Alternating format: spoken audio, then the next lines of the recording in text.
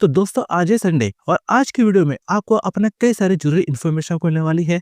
कई सारी ऐसी बातें आपको मिलने वाली है जो आपके इन फ्यूचर आपके काम आएगी। तो देखा जाए पिछले 1 हफ्ते में बहुत कुछ हुआ है हमारे पास एनएस में। आपके असाइनमेंट को लेकर, आपकी एग्ज़ामिनेशन फीस को लेकर, आपके रिजल्ट को लेकर, आपकी कई सारी चीज़ों को लेकर नए-नए अपडेट आए हैं। तो उन सभी अपडेट के बारे में आपको इस वीडियो में आपको बताऊँगा। साथ-साथ यहाँ पर आपके जो सवाल है, जो डाउट है, तो वो भी मैं आपको क्लियर करूँगा। तो आज की संडे वीडियो देखना आपके लिए बेहद ख़ास हो जाता है। तो आज की वीडियो से आपको कहीं भी किसी तरह का वो घाटा नहीं होने वाला है। तो यहाँ पर इस वीडियो को शुरू से लेकर लास्ट तक अपना ज़रूर देखिएगा ताकि आपको सारी इन्फॉर्मेशन आपको मिल सके। तो दोस्तों सबसे पहले तो मैं यहाँ पर आपको मैं इस हफ्ते की कुछ बड़ी खबरें मैं बता देना चाहता हूँ। तो इस हफ्ते की अपना पहली बड़ी खबर बनती है कि आपके असाइनमेंट को लेकर अपना लास्ट डेट को एक्सटेंड कर दिया गया है, जिसके बारे में मैंने आपको पहले भी आपको वीडियो में बताया था कि आपके असाइनमेंट को लेकर लास्ट डेट को एक्सटेंड किया जाएगा और जो कि अभी हम अपना लास्ट डेट है 15 फरवरी। तो 15 फरवरी तक आप अपना असाइनमेंट सबमिट कर सकते हैं बिना किसी लेट फीस के। और दोस्तों अगर आपको असाइनमेंट बनाने में अगर किसी तरह की प्रॉब्लम है और डायरेक्ट अपना असाइनमेंट का सबमिशन चाहते हैं, तो ऐसे में आप हमारे अनुराग सर से भी अपना कॉन्टैक्ट कर सकते हैं। अनुराग सर का नंबर जो कि आपको हमारे चैनल के होम पेज में और वीडियो के डिस्क्रिप्शन में आपको मिल जाएगा। इसके अलावा यहाँ पर दूसरी यहाँ पर अपना बड़ी खबर आपकी बनती है कि आपके एग्ज़ाम जो फीस है, जो कि हमारे जाने शुरू हो चुकी है और अभी हमारे पास 7 फ़ैब तक विदाउट लेट फीस है। उसके बाद में विद लेट फीस आगे कंटिन्यू रहेगी, तो हो सकता है उस डेट को अपना आगे एक्सटेंड भी किया जाए। लेकिन फिलहाल अभी हमारे पास 7 फरवरी तक हमारे पास एग्ज़ाम फीस जारी है। सिर्फ़ उन्हीं विद्यार्थियों की जारी है जिनका रिज़ल्ट आया है, मतलब जिन्होंने अपना एग्ज़ाम दिया था अक्टूबर 2024 में, तो सिर्फ़ वही विद्यार्थी अपना एग्ज़ामिनेशन फीस पे कर सकते हैं। इसके पहले के बाद के जो भी है तो वो अपने एग्ज़ाम फीस पे नहीं कर सकते। तो चलिए दोस्तों ज़्यादा समय लेते हुए शुरू करते हैं आज की संडे वीडियो आपके सवाल हमारे जवाब। पहला सवाल जो कि बनता है समुराई टेक चैनल और इनका सवाल बनता है, हेलो सर, अप्रैल 2025 की एग्ज़ामिनेशन फीस नहीं फ़िल करी, क्या करूँ मैं अब? क्या मैं अक्टूबर 2025 में एग्ज़ाम दे सकता हूँ क्या? उसका क्या प्रोसेस होगा? तो यहाँ देखा जाए अगर किसी वजह से अपनी एग्ज़ामिनेशन फ़ीस पे नहीं कर पाए अप्रैल 2025 एग्ज़ाम के लिए, तो अक्टूबर एग्ज़ाम के लिए अपना एग्ज़ामिनेशन फ़ीस पे कर सकते हैं, जिसकी एग्ज़ामिनेशन फ़ीस है जो कि लगभग 20 मई के बाद में अपनी जानी शुरू हो जाएगी। तो सिंपली आपको कुछ नहीं करना है, 20 मई के बाद में आपको अपना एग्ज़ामिनेशन फ़ीस है जब शुरू होगी तो अपना एग्ज़ामिनेशन फ़ीस पे करके आप अपना सितंबर-अक्टूबर 2025 में एग्ज़ाम दे सकते हैं। और ऐसे ही हमारा अपना अगला सवाल जो कि हमारा बनता है जनार्दन शर्मा और इनका सवाल बनता है, सर मैं अक्टूबर 24 में एग्ज़ाम दिया था और 10th में पास हो चुकी हूँ। मुझे 11th करना है और मुझे दूसरे स्कूल से 11th करनी है, तो कैसे कर सकते हैं? Sir please reply me. तो यहाँ देखा जाए कि आप अपना आगे रेगुलर अपना 11th करना चाहते हैं, तो यहाँ पर आप जिस स्कूल में अपना चाहते हैं कि मैं अपना यहाँ से रेगुलर करूँ, तो आपको उस स्कूल में जाके अपना कॉन्टैक्ट करना पड़ेगा वहाँ के अपना एडमिशन इंचार्ज से। तो वहाँ के जो अपना एडमिशन इंचार्ज है, तो उनसे अपना कॉन्टैक्ट करिए। अपने जो भी डॉक्यूमेंट है आप उनको दिखाइए, जो भी आपका रिज़ल्ट है उन्हें दिखाइए। तो जो भी आपके डॉक्यूमेंट है उनको अपना चेक करके बताएँगे कि कैसे क्या प्रोसेस होगा, कि आपका एडमिशन होगा कि नहीं होगा, अगर होगा तो कैसे होगा। तो इसके लिए ज़रूरी है कि अपना जाके अपना उस स्कूल में कॉन्टैक्ट करें जहाँ अपना एडमिशन लेना चाहते हैं। और ऐसे हमारा अपना अगला सवाल जो कि हमारा बनता है संदीप मिश्रा, उनका सवाल बनता है, एनीवन सजेस्ट मी प्लीज़ मेरे डैशबोर्ड में पेमेंट पर ₹200 की शॉर्ट फीस शो हो रहा है। ये कौन-सी फीस है? जबकि मैंने अप्रैल 2025 की एग्ज़ाम फीस पे कर दी है। तो यहाँ देखा जाए कि अगर आपके अपना डैशबोर्ड में कहीं अगर शो कर रहा है अपना शॉर्ट पेमेंट ₹200 या जो भी है, तो इसकी आपको जल्द से जल्द अपना पेमेंट आपको करनी होगी। अदरवाइज़ क्या है कि आप अपना एनएस में सब कुछ कर सकते हैं, अपना एग्ज़ाम भी दे सकते हैं, प्रैक्टिकल दे सकते हैं, लेकिन जब आपका रिज़ल्ट आएगा, तो रिज़ल्ट आपको रोक लिया जाएगा। और रिज़ल्ट में आपको वहाँ पर शो किया जाएगा एसएफ यानी शॉर्ट फीस पेंडिंग सबमिशन।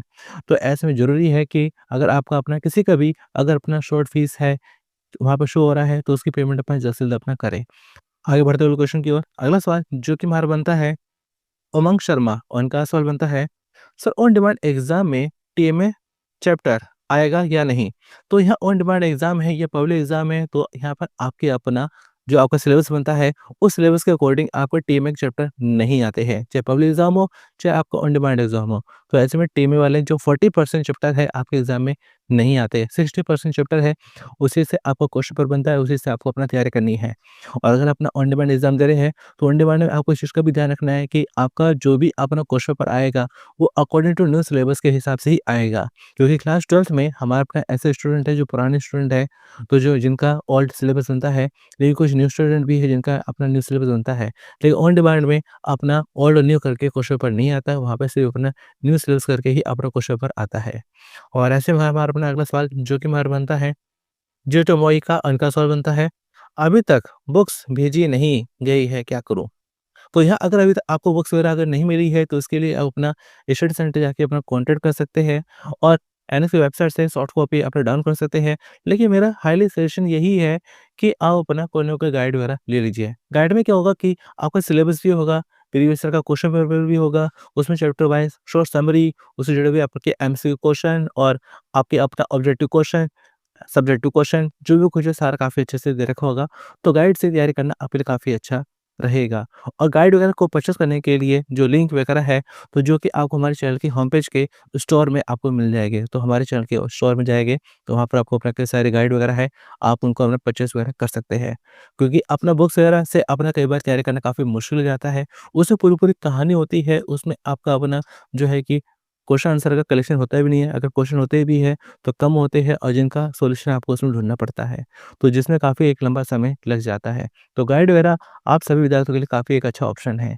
और ऐसे में हमारा अगला सवाल जो कि हमारा बनता है विकास राजपूत, और इनका सवाल बनता है, सर क्लास 10th योगा के प्रैक्टिकल एग्जाम में कैसी एक्टिविटी करवाई जाती है या सिर्फ रिटन एग्जाम करवाते हैं, प्लीज रिप्लाई।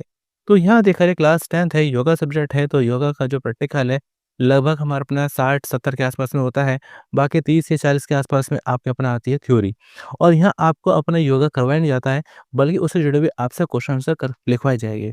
तो जिस दिन आपका प्रैक्टिकल होगा, उस दिन आपको अपना हॉल टिकट वगैरह लेके जाना है और आपकी प्रैक्टिकल फाइल वगैरह है, आपको वो लेके जानी है। और वहाँ पर आपको बोर्ड पर कुछ क्वेश्चन आपको दिए जाते हैं, जिनके आंसर आपको अपना 4 पेज के आंसर शीट में आपको करने होते हैं और वो आंसर शीट आपको वहीं से आपको मिलती है। तो ऐसा नहीं है कि वहाँ पर आपसे योगा वगैरह करवाया जाएगा। सिंपली अपना बोर्ड पे कुछ क्वेश्चन आंसर देंगे और इनके आंसर आपको लिखने होंगे प्रैक्टिकल में, और थ्योरी में आपको अपना जो सिंपली अपना क्वेश्चन आंसर है वो करने ही करने हैं। और योगा सब्जेक्ट में अगर आप अपना प्रैक्टिकल और थ्योरी दोनों मिलाकर 33 ये से ज़्यादा ले आते हैं, तो आपको पास कर दिया जाएगा। ऐसे हमारा अपना अगला सवाल जो कि हमारा बनता है पॉइजन स्टोरीज, और उनका सवाल बनता है, स्टूडेंट बिना विलंब शुल्क के 28 जनवरी से 7 फरवरी तक फीस जमा कर सकते हैं। सर मुझे बताइए, क्या ये नोटिस रियल ऑफिशियल है? अगर है, तो मैं अपने डैशबोर्ड से पब्लिक एग्जामिनेशन अप्रैल में 2025 फीस के पोर्टल पर एग्ज़ाम फीस क्यों नहीं भर पा रहा हूँ? मैंने पिछले बार 12th क्लास साइंस स्ट्रीम से एग्ज़ाम दिया था, मगर एक सब्जेक्ट में फेल हो गया था, इसलिए इस बार एग्ज़ाम देना चाहता हूँ। Please reply me sir. तो दोस्तों, जैसे कि मैंने आपको बताया था कि अभी हमारा अपना सिर्फ़ और सिर्फ़ उन्हीं विद्यार्थियों की एग्ज़ामिनेशन फ़ीस जारी है, जिनका रिज़ल्ट आया है, जिन्होंने अपना अक्टूबर 2024 में एग्ज़ाम दिया था। इसके अलावा जो भी बाकी स्टूडेंट हैं, तो वो अपने एग्ज़ामिनेशन फ़ीस पे नहीं कर सकते हैं। वो अपने एग्ज़ामिनेशन फ़ीस पे कर पाएँगे 20 मई के बाद में। तो 20 मई 2025 के बाद में एग्ज़ामिनेशन फ़ीस पे कर पाएँगे, और उनके एग्ज़ाम अक्टूबर 2025 में होंगे। तो ये आपकी क्लैरिफ़िकेशन बनती है। और ऐसे हमारे पास अगला सवाल जो कि हमारा बनता है कशिश शर्मा, और इनका सवाल बनता है, sir 12th admission last date क्या है विदाउट फीस? अभी 10th का रिजल्ट आया था, उसमें पास हूँ। तो यहाँ देखा जाए कि बहुत से ऐसे स्टूडेंट हैं जो अपना 10th पास हो चुके हैं, 12th पास हो चुके हैं और आगे ये पढ़ाई करना चाहते हैं। तो ऐसे में यहाँ पर आपको कहना चाहता हूँ कि जो स्टूडेंट अपना 10th पास हो चुके हैं, तो डायरेक्ट अपना क्लास 12th में अपना एडमिशन ले सकते हैं, और इसके लिए आप हमारे अनुराग सर से भी अपना कॉन्टैक्ट कर सकते हैं।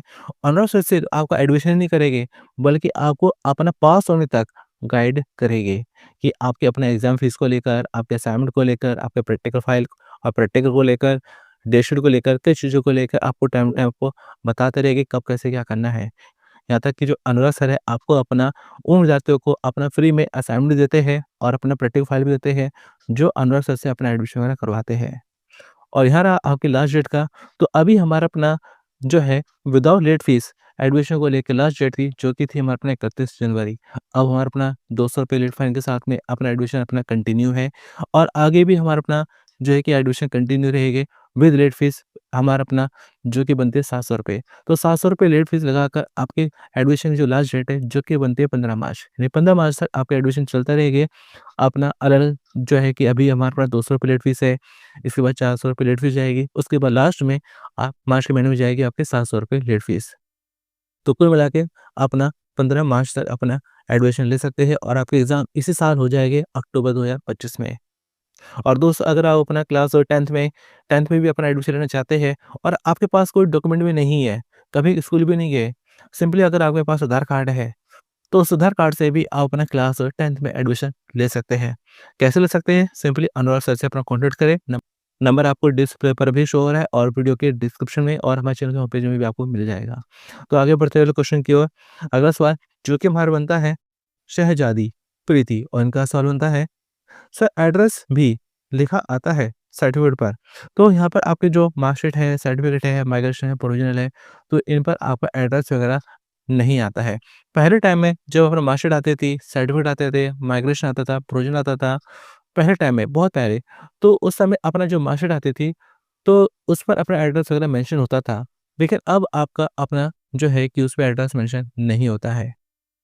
और ऐसे में अपना अगला सवाल जो कि हमारा बनता है हेमंत दास और इनका सवाल बनता है सर मैं 10th में पास हूँ, लेकिन मुझे अपना मार्क्स बढ़ाना है मैथ और साइंस में, तो क्या मुझे प्रैक्टिकल वापस देना होगा क्या? तो यहाँ आप क्लास 10th में हैं और अपना क्या चाहते हैं इम्प्रूवमेंट चाहते हैं, तो आप अपना इम्प्रूवमेंट अपना कर सकते हैं। सिंपली आपको एग्ज़ाम फीस पे करनी है और अभी हमारा अपना अगले महीने यानी कि 15 मार्च के बाद में ही आपके अपना एग्ज़ाम शुरू हो जाएगी। तो ऐसे में आपको प्रैक्टिकल भी दोबारा देना पड़ेगा और आपको थ्योरी एग्ज़ाम भी आपको दोबारा देनी होगी। क्योंकि अगर अपना प्रैक्टिकल नहीं देते हैं, जो कि आपका 15 नंबर का है, साइंस में भी 15 नंबर का है और अब मैथ में भी 15 नंबर का है। अगर प्रैक्टिकल नहीं देते हैं तो 15 नंबर का आपका नुकसान हो जाएगा। बाकी 85 का जब एग्ज़ाम देंगे तो उसी 85 में से जो मार्क्स आप लेकर आएँगे वो आपको मार्क्स आपको मिलेंगे। तो ऐसे में आपका प्रैक्टिकल और थ्योरी दोनों देना ज़रूरी हो जाता है। और ऐसे हमारा अपना अगला सवाल जो कि हमारा बनता है रचना सेन और इनका सवाल बनता है 12th में कितने सब्जेक्ट लेने होते हैं? तो यहाँ देखा जाए क्लास 10th है या क्लास 12th है, तो यहाँ पर आपको अपना 5 सब्जेक्ट आपको लेने होते हैं। कम से कम 5 सब्जेक्ट आपको लेने होते हैं पास होने के लिए। लेकिन यहाँ पे हमारा अपना इस चीज़ का भी ध्यान रखा जाता है कि आप अपना 5 सब्जेक्ट अपना कौन से ले रहे हैं। क्योंकि अगर वोकेशनल सब्जेक्ट के साथ में अदर एकेडमिक सब्जेक्ट लेते हैं, तो कई बार वो एक ही काउंट होते हैं। जिस वजह से अपना 5 सब्जेक्ट पास होने के बाद भी स्टूडेंट पास नहीं होता है। और आपको अपना लैंग्वेज का अपना ध्यान रखना है कि आपको अपना 2 लैंग्वेज से ज़्यादा नहीं लेनी है। क्योंकि अगर अपना 3 लैंग्वेज ले लोगे, तीनों में पास हो जाओगे तो भी कोई फ़ायदा नहीं है, तब भी आपको अदर 3 आपको निकालने हैं। क्लास 10th में आप इस चीज़ का ज़रूर ध्यान रखिएगा कि अगर आप अपना एंटरप्रेन्योरशिप सब्जेक्ट 249 और डाटा एंट्री ऑपरेशन 229 ले रहे हैं, तो इसके साथ में वोकेशनल सब्जेक्ट ना लें। अगर वोकेशनल सब्जेक्ट ले रहे हैं, तो इनको ना लें। और ऐसे क्लास 12th में अगर आप अपना कोई वोकेशनल सब्जेक्ट ले रहे हैं, तो वोकेशनल सब्जेक्ट के साथ में आप अपना early childhood care education, physical education, tourism, data entry operation, तो इन सब्जेक्ट को अपना ना लें अगर आप अपना क्लास 12th में वोकेशनल सब्जेक्ट ले रहे हैं। अगर वोकेशनल सब्जेक्ट नहीं ले रहे हैं, तो इन सब्जेक्ट को भी अपना ले सकते हैं। क्योंकि ये वो सब्जेक्ट है जो वोकेशनल सब्जेक्ट के साथ में एक ही काउंट होते हैं। तो अगर दोनों क्लियर हो जाते हैं, तो भी एक ही माना जाते हैं। तो आगे बढ़ते हैं अगले क्वेश्चन की ओर। अगला सवाल जो कि हमारा बनता है रोल नंबर 67 कृति कुमारी एक्सी 7 और इनका सवाल बनता है सर पिछले में क्लासेस नहीं ले तो क्या हम पास हो सकते हैं फाइनल पेपर? अगर होगा सर प्लीज़ रिप्लाई मी। तो यहाँ है फेस टू फेस क्लासेस लेना काफ़ी ज़रूरी हो जाता है क्योंकि इससे आपके अपना फॉर्मेटिव मार्क्स वगैरह मिलने में काफ़ी आसानी रहती है। क्योंकि आपके जो प्रैक्टिकल होते हैं, तो प्रैक्टिकल में 50% मार्क्स आपके अपने पीसीबी क्लासेस जुड़े होते हैं। अगर आपने पीसीबी क्लास ली होती है, तो ऐसे में आपको अपना जो है कि एफए के मार्क्स आपको दिए जाते हैं।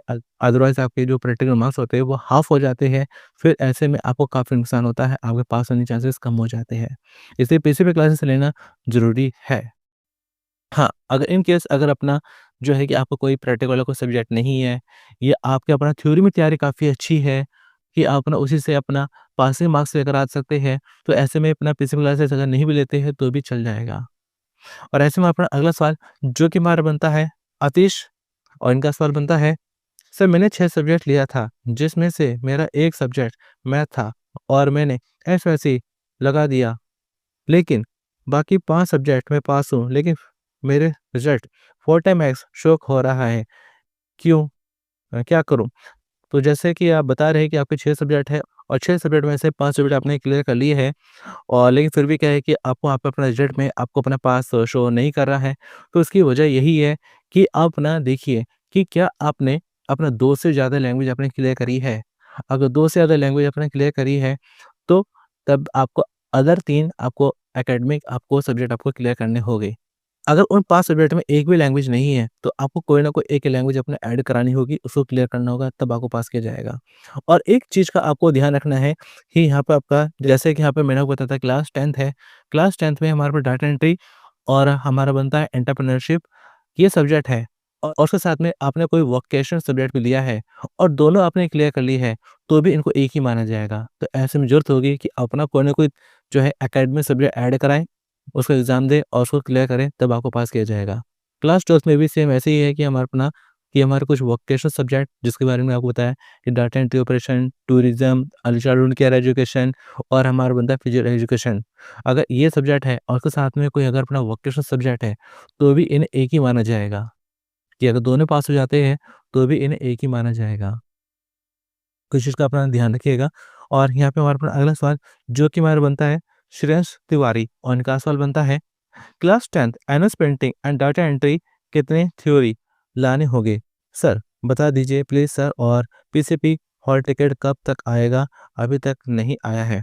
तो यहाँ देखा जैसे कि आपका सवाल समझ गया हूँ कि अपना पेंटिंग और डाटा एंट्री में जानना चाहते हैं कि पासिंग मार्क्स कितने चाहिए और पीसीबी हॉल टिकट। तो पीसीबी हॉल टिकट अगर नहीं भी आया है तो आप अपना आईडी कार्ड लेकर अपने स्टडी सेंटर जा सकते हैं क्लास लेने के लिए। और दूसरा यहाँ पर आपका बनता है कि आपको अपना डाटा एंट्री और पेंटिंग में पास होने के लिए कितने मार्क्स चाहिए। तो डाटा एंट्री और पेंटिंग में दोनों में आपको अपना पास होने के लिए थ्योरी प्लस प्रैक्टिकल दोनों को मिलाकर लगभग 31-32 के आसपास आपको नंबर चाहिए। जी हाँ, लगभग 31-32 के आसपास आपको मार्क्स चाहिए। बाकी असाइनमेंट है तो असाइनमेंट 2-4 नंबर भी आ जाते हैं। उसको जोड़कर 33 ये से ज़्यादा बनते हैं तो भी आपको पास कर दिया जाएगा। तो ये आपका अपना मिनिमम पासिंग क्राइटेरिया बनता है। अगर अपना प्रैक्टिकल से ही अगर अपना जो है लगभग अपना 31-32 के आसपास ले आते हैं, थ्योरी में 0 भी आते हैं, तो भी आपको पास होने की उम्मीद है। तो आगे बढ़ते हुए अगले क्वेश्चन की ओर, अगला सवाल जो कि हमारा बनता है आरा शेख और इनका सवाल बनता है टीएमए के चैप्टर 100 मार्क्स के पेपर में आते हैं। तो यहाँ देखा जाए टीएमए के आपके जो चैप्टर होते हैं वो आपके अपना एग्जाम में नहीं आते हैं। चाहे आपका पब्लिक एग्जाम हो, चाहे ऑन डिमांड एग्जाम हो, तो आपके टीएमए के चैप्टर नहीं आते हैं।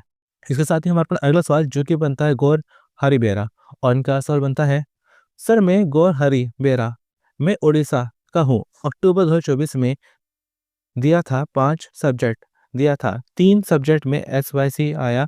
मैं 3 सब्जेक्ट का साथ और 1 सब्जेक्ट जोड़ सकता हूँ क्या? प्लीज़ सर बताइएगा। तो यहाँ आप अपना जो सब्जेक्ट ऐड करना चाहते हैं, ऐड कर सकते हैं, कोई दिक्कत नहीं है।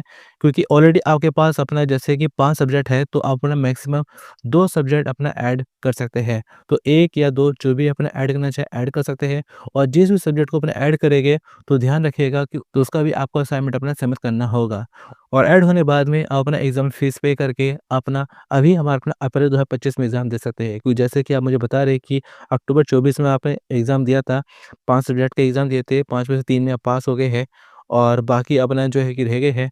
तो जो रह गए हैं, तो उनकी भी एग्ज़ाम फीस पे करके एग्ज़ाम दे सकते हैं। ऐड भी कराना चाहे तो ऐड भी करा सकते हैं। तो ऐड कराना आपके लिए ज़्यादा सही रहेगा क्योंकि कई बार अपना चेंज कराने में क्या होता है कि अपना टाइम लग जाता है, तो तब तक अपना एग्ज़ाम फीस का टाइम निकल सकता है।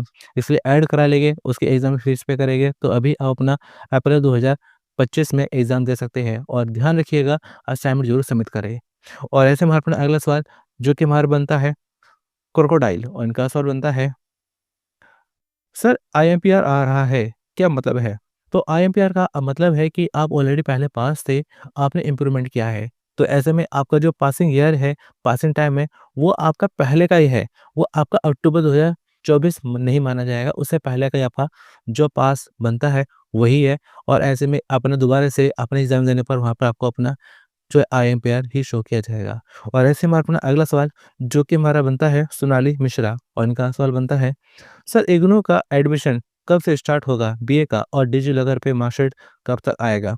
तो यहाँ अगर आप अपना इग्नू से अपना एडमिशन लेना चाहते हैं, तो अभी अपना इग्नू में एडमिशन लेने की जो लास्ट डेट है, इसे एक्सटेंड कर दिया गया है, जो कि बनती है हमारे पास 15 फरवरी। तो 15 फरवरी तक अपना इग्नू में बीए है, बीकॉम है, जो भी अपना एडमिशन लेना चाहते हैं, ले सकते हैं। और यहाँ आपके अपना बनते हैं मार्कशीट वगैरह, तो जो कि डिजी लॉकर पर हो सकता है कि अपना हफ्ता 10 दिन में अपना आ जाए। लेकिन आपका जो नेट पे रिज़ल्ट आया है, तो उसके बेस पर आप अपना इग्नू में अपना एडमिशन ले सकते हैं। और इग्नू में एडमिशन लेने के लिए आप हमारे अनुज सर से भी अपना कॉन्टैक्ट कर सकते हैं। तो अनुज सर सिर्फ आपका एडमिशन नहीं करेंगे, बल्कि आगे आपको अपना इग्नू को लेके टाइम टू आपको अपडेट भी देते रहेंगे, आपको गाइड भी करते रहेंगे, आपको असाइनमेंट वगैरह भी आपको देते रहेंगे। तो इग्नू से ग्रेजुएशन करने के लिए आप हमारे अनुज सर से भी अपना कॉन्टैक्ट कर सकते हैं। और ऐसे में अपना अगला सवाल जो कि हमारा बनता है ऑफ भाई, और उनका सवाल बनता है, मैं ये सब लिए है Hindi, English, painting, data entry, political science, basic computer. तो यहाँ देखा जाए जैसे कि यहाँ पर कह रहे हैं कि आपके कुछ सब्जेक्ट है, ये सही है कि नहीं है? तो यहाँ देखा है हिंदी है, इंग्लिश है, पेंटिंग है, डाटा है, पॉलिटिकल साइंस है और बेसिक कंप्यूटर है। तो आपके सब्जेक्ट आपके टोटल हो जाते हैं 6 हो जाते हैं। तो ऐसे में यहाँ ये है कि आपको अपना हिंदी, इंग्लिश और पॉलिटिकल साइंस और पेंटिंग, तो ये 4 सब्जेक्ट तो आपको क्लियर करने ही करने हैं। बाकी डाटा एंट्री और बेसिक कंप्यूटर दोनों में से कोई एक ही क्लियर करना ज़रूरी बनता है, दोनों क्लियर करना ज़रूरी नहीं है। अगर दोनों क्लियर हो भी गए तो भी एक ही माने जाएँगे। तो यहाँ पर दोनों में से कोई एक आपका क्लियर होना ज़रूरी है। लेकिन जैसे कि यहाँ पे आपका बनता है Hindi, English, painting, political science, तो ये आपके लिए ज़्यादा ज़रूरी है, इसमें पास होना बेहद ज़रूरी है। तो दोस्तों आज के संडे वीडियो में मैंने आपके कैसे डाउट को क्लियर करने की कोशिश करी है और कई सारी ज़रूरी इन्फॉर्मेशन मैंने आपको बताई है, जो इन फ्यूचर आपको काम आ सकती है, आपके डाउट क्लियर करेगी। और दोस्तों हमारे चैनल की प्लेलिस्ट में आपको कई सारी ऐसी वीडियो मिल जाएगी, जहाँ से अपना आगे के एग्ज़ाम की अपनी तैयारी कर सकते हैं। और दोस्तों अगर आपका भी अपना कोई डाउट है, कोई सवाल है, तो आप हमें अपना कमेंट करें, जिसका जवाब मैं आपको आने वाली वीडियो में आपको दूँगा। तो चलिए दोस्तों मिलते हैं फिर अगली वीडियो में। Thanks for watching.